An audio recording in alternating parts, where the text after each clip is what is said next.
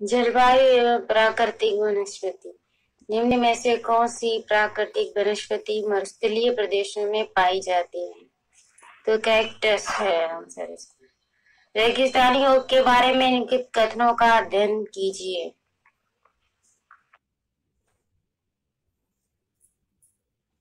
तो रेगिस्तानी ओक एक वृक्ष है जिसकी ऊंचाई हमारी कक्षा के कमरे के लगभग बराबर अर्थात लगभग 4 मीटर होती है। तो ऑप्शन 1 सही है। इस वृक्ष की जड़ें नीचे वृक्ष की ऊंचाई की लगभग 30 गुनी गहराई तक जमीन से भीतर जाती हैं जब तक कि पानी तक ना पहुंच जाए। ये भी सही है। इस वृक्ष के तने में पानी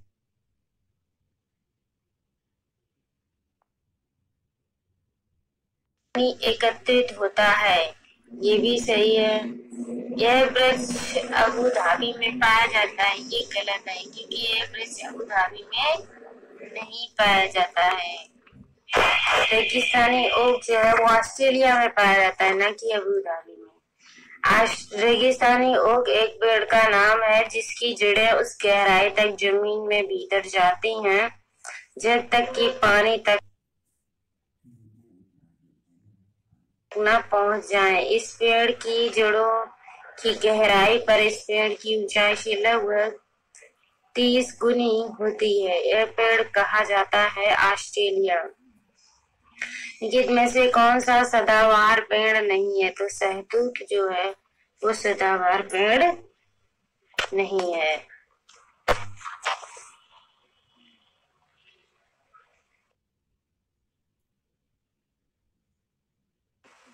कटीली झाड़ियां पाई जाती हैं।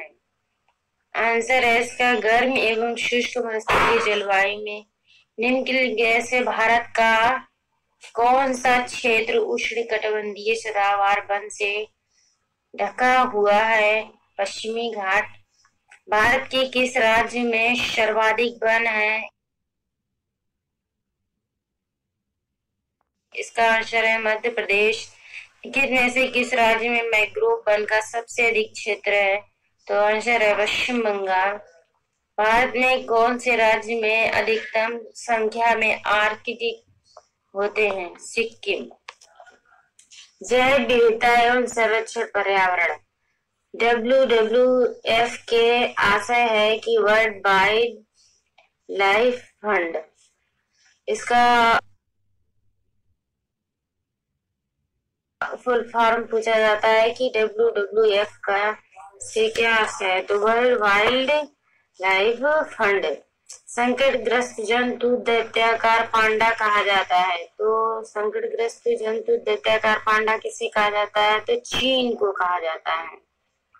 जिनमें से किसमें सर्वाधिक जैव विविधता पाई जाती है? तो उष्णकटिबंधीय सदाबहार वर्षा वन बायोम में सर्वाधिक जैव विविधता पाई जाती है। तो इसका आंसर है उष्णकटिबंधीय सदाबहार वर्षा वन बायोम। चिपको आंदोलन के प्रेरणा है। तो सुंदरलाल बहुगुणा जो है वो चिपको आंदोलन के प्रेरणा है। भारत में प्रोजेक्ट टाइगर की शुरुआत हुई तो 1973 में प्रोजेक्ट टाइगर की शुरुआत हुई। किस जगह के फ्लोरा और फना सूचित करता है? तो किस जगह के फ्लोरा और फना सूचित करते हैं? तो पेड़ पौधे एवं जंतुओं को। किसके नेतृत्व में चिपको आंदोलन को बल मिला? तो सुंदरलाल बहुगुणा के नेतृत्व में चिपको आंदोलन को बल मिला।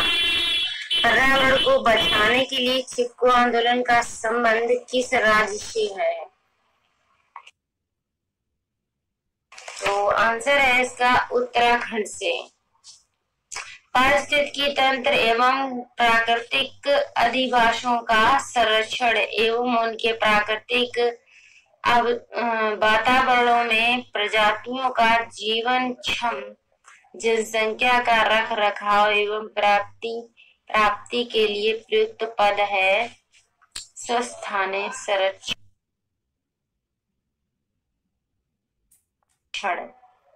समुद्रिक कछुओं को जीवन जीवाश्म कहा जाता है क्योंकि वे 150 बिलियन वर्षों से भी अधिक समय से पृथ्वी में उपस्थित है और भारतीय उपमहाद्वीप के जल भागों में पाए जाने वाले 5 प्रजातियों के समुद्री कच्छप में सबसे अधिक संख्या किसकी है? तो ऑलिव रिडले की। अंतर्राष्ट्रीय स्तर पर वन्य जीवों की सुरक्षा हेतु संस्था है IUCN। संरक्षण का विनाश पुस्तक के लेखक हैं सरला बहन। पर्यावरण एवं वन मंत्रालय भारत सरकार द्वारा पर्यावरण के क्षेत्र में दिया जाने वाला पुरस्कार क्या है? तो वृक्ष मित्र जो है वो दिया जाता है। रेड डाटा बुक सम्मिलित है, तो रेड डाटा बुक लुप्त हो रहे जीव, सुवेद जीव, आपत्तिग्रस्त जीव, इनमें से कोई भी ऑप्शन करेक्ट नहीं है, इसीलिए ऑप्शन नंबर डी सही है, इनमें से कोई नहीं। अभयारण्य का संबंध निम्न में से किससे है? तो वन्य जीव संरक्षण से अभयारण्य का संबंध माना जाता है। सुश्री मेघा पाटकर का संबंध निम्न में से किससे है? तो पर्यावरण संरक्षण से सुश्री मेघा पाटकर का संबंध है। चिपको आंदोलन के प्रेरणा जो है वो सुंदरलाल बहुगुणा है। बहुत इंपॉर्टेंट ये क्वेश्चन है। पौधे और जंतु की संकटग्रस्त प्रजातियों को प्रदर्शित करने के लिए IUCN ने निम्न पुस्तक तैयार की, रेड डाटा बुक। तो कौन सी पुस्तक तैयार की IUCN ने? Red data book. वन्य जीव संरक्षण पर निम्न में से कौन सा असरकारी संघ NGO समर्पित है? तो WWF फॉर नेचर भारत इसका आंसर करेक्ट है। एक अध्यापक मेघा पाटकर व अमृता देवी बिश्नोई के योगदान पर कल बोल रहा है, क्योंकि दोनों की आंदोलन पर्यावरणीय मुद्दों पर है, इसलिए बोला। इसका answer correct option number C है। रेड डाटा बुक में सम्मिलित है, तो विलुप्त हो रहे जीव, सुभेद जीव, आपत्तिग्रस्त जीव, ये सभी जीव सम्मिलित हैं। जब ध्रुव में भूमध्य रेखा की ओर बढ़ते हैं तब जैव विविधता कैसी होती है? बढ़ती है। मतलब जब ध्रुव में भूमध्य रेखा की ओर बढ़ते हैं तब जैव विविधता बढ़ती है। ठीक है, नेक्स्ट क्वेश्चन है, सामाजिक वानिकी का उद्देश्य है पर्यावरणीय, सामाजिक व ग्रामीण विकास में मदद के उद्देश्य से वनों का प्रबंधक। चिपको आंदोलन की जनक गौरा देवी द्वारा चिपको आंदोलन जो है वो किस गांव से प्रारंभ किया गया? तो रेडी गांव से चिपको आंदोलन शुरू किया गया था। तरुण भारत संघ के राजेंद्र सिंह को किस कार्य के लिए मैग्सेसे पुरस्कार दिया गया? तो तरुण भारत संघ जो है उसमें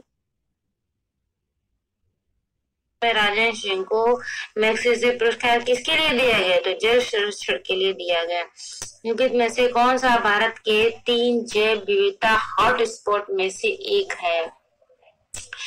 तो भारत में 3 हॉटस्पॉट है जैव विविधता के, तो उनमें से एक हिमालय ये हॉटस्पॉट है। ठीक है, नेक्स्ट क्वेश्चन, निम्नलिखित में से कौन सा रामसर घोषणा की सूची में नम क्षेत्र नहीं है? तो राजेंद्र की झील जो है वो रामसर घोषणा की सूची में नम क्षेत्र नहीं है। विश्व पर्यावरण दिवस मनाया जाता है 5 जून को। जब ध्रुव से भूमध्य रेखा की ओर बढ़ते हैं तब जैव विविधता बढ़ती है। किनमें से कौन सा विश्व का सर्वोच्च पर्यावरण संरक्षण पुरस्कार है? तो गोल्डन पांडा पुरस्कार जो है वो सर्वोच्च पर्यावरण का पुरस्कार है। रेड डाटा बुक में किसका विवरण दर्ज होता है? तो रेड डाटा बुक जो है इसमें संकटग्रस्त पौधों व जीवों का विवरण दर्ज होता है। दुनिया में सबसे बड़े मुहाने का मैंग्रोव वन कहाँ स्थित है? तो सुंदरबन राष्ट्रीय उद्यान में स्थित है। आंसर करेक्ट है ये ऑप्शन नंबर ए। विश्व शौचालय दिवस किस तिथि को मनाया जाता है? 19 नवंबर को विश्व शौचालय दिवस मनाया जाता है। विश्व पर्यावरण दिवस किस तिथि को मनाया जाता है? तो 5 जून को विश्व पर्यावरण दिवस मनाया जाता है। नेक्स्ट, पर्यावरण प्रदूषण निम्नलिखित पराबैंगनी किरणों में से कौन सा अधिक हानिकारक है? तो अल्ट्रा वायलेट सी, ऑप्शन नंबर सी करेक्ट है। आर्सेनिक द्वारा जल प्रदूषण सर्वाधिक है तो पश्चिम बंगाल में है। निम्नलिखित में से कौन सी ग्रीन हाउस गैस नहीं है? तो हीलियम जो है वो ग्रीन हाउस गैस नहीं है, जबकि कार्बन डाइऑक्साइड, नाइट्रस ऑक्साइड और मीथेन ये सभी ग्रीन हाउस गैसें होती हैं। ध्वनि प्रदूषण का मापन किस इकाई द्वारा किया जाता है? तो डेसिबल द्वारा ध्वनि मापन की इकाई का मापन किया जाता है। अंतर्राष्ट्रीय ओजोन दिवस कब मनाया जाता है? तो 16 सितंबर को अंतर्राष्ट्रीय ओजोन दिवस मनाया जाता है। निम्नलिखित ईंधनों में से कौन सा न्यूनतम पर्यावरणीय प्रदूषण उत्पन्न करता है? तो हाइड्रोजन जो है वो न्यूनतम पर्यावरण प्रदूषण उत्पन्न करता है। निम्नलिखित में से किस गैस के कारण भोपाल गैस त्रासदी हुई? तो मिथाइल आइसोसाइनाइड के कारण भोपाल गैस त्रासदी हुई। ग्रीन मफलर संबंधित है, तो ध्वनि प्रदूषण से ग्रीन मफलर संबंधित है। भूमंडलीय तापन का कारण है कार्बन डाइऑक्साइड में वृद्धि। जब कार्बन डाइऑक्साइड में वृद्धि हो जाती है तो भूमंडलीय तापन का कारण बन जाता है। गंगा एक्शन प्लान को लाने का उद्देश्य निम्नलिखित में से किस सुधार हेतु है? तो गंगा एक्शन प्लान जो है वो किस लिए लाया गया? तो उसके जल की गुणवत्ता को, जल को शुद्ध करने के लिए, क्योंकि गंगा का पानी जो है वो इतना गंदा हो चुका था, इसीलिए प्लान लाना पड़ा।